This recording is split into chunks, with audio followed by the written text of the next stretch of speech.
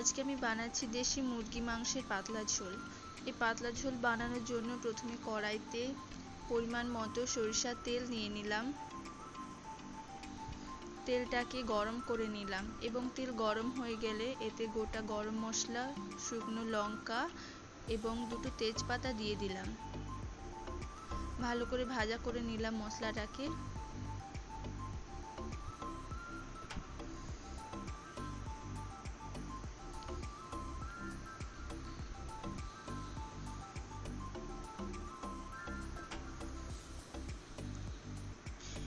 এরপর মশলা ভালো করে ভাজা হয়ে গেলে এতে পরিমাণ মতো রসুন বাটা দিয়ে দিলাম। রসুনটাকে ভালো করে বাদামি করে ভাজা করে নেব, যাতে রসুনের কাঁচা গন্ধটা বেরিয়ে যায়।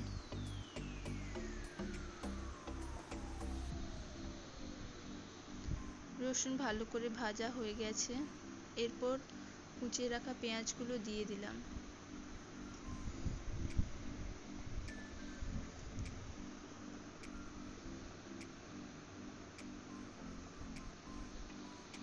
এবং পেঁয়াজে অল্প করে লবণ দিয়ে দিলাম, যাতে পেঁয়াজটা গলে যায়। পেঁয়াজটাকে ভালো করে ভাজা করে নেব।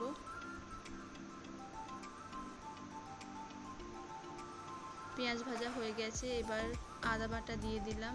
আদাটাকে এদিক ওদিক নাড়াচাড়া করে নিলাম।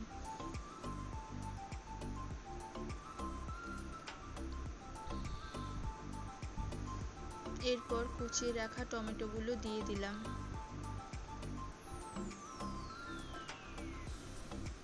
আবারও নাড়তে থাকলাম।